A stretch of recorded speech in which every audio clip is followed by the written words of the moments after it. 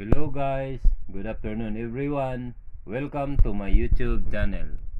This afternoon our topic is about the law of transformers. Formula. This is primary voltage times primary current is equal to secondary voltage times current, where EP is primary voltage, IP is a primary current, ES is secondary voltage, IS is equal to secondary current. This is a problem. This is the transformer. This is primary winding sa transformer. This is A, this is B, 220 volts. This is mark niya sa transformer, marker. Then this is C, secondary winding transformer. This is D. Then ito yung marker niya.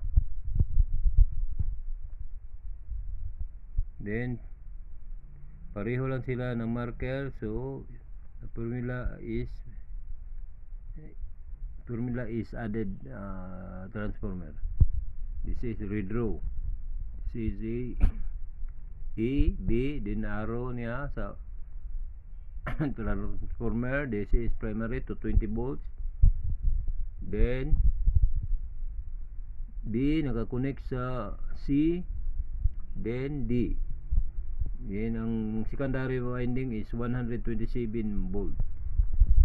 Then solving. This is voltage 1 and voltage 2. Voltage 3 is equal to voltage 1 plus voltage 2. Ang voltage 1 natin is 220 volts plus 120 volts of voltage 2. Voltage 3 is equal to 347 volts. Polarity. Then problem. Another problem. This is 220 volts. This is terminal A, and then terminal B. Then this is the arrow. Then secondary winding C. Then yung arrow niya pababa, marker 127 volts D. Then redraw.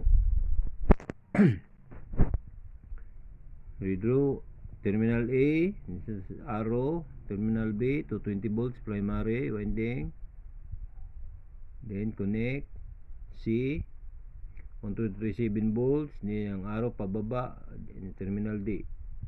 Then solving, voltage 3 is equal to voltage 1 minus voltage 2. Bakit may minus guys? Because nagkaiba sila ng polarity, yung arrow niya. Yung isa sa primary winding pataas, then sa secondary winding pababa. Kaya subtract tayo guys. Is equal to B1 is 220 volts minus 127 volts. Ang voltage 3 niya, total voltage nito is equal to 93 volts.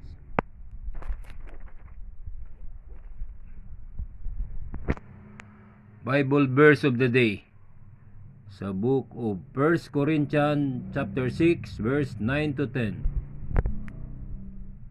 Verse 9.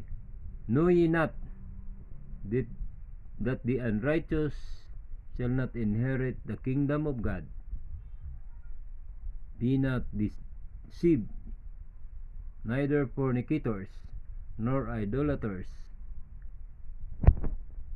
nor adulterers, nor effeminate, nor abusers of themselves with mankind. Verse 10. Nor thieves, nor covetous, nor drunkards, nor revilers, nor extortioners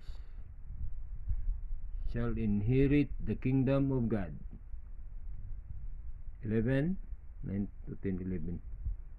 And such were some of you, but ye are sanctified, but ye are justified in the name of the Lord Jesus, and by the Spirit of our God.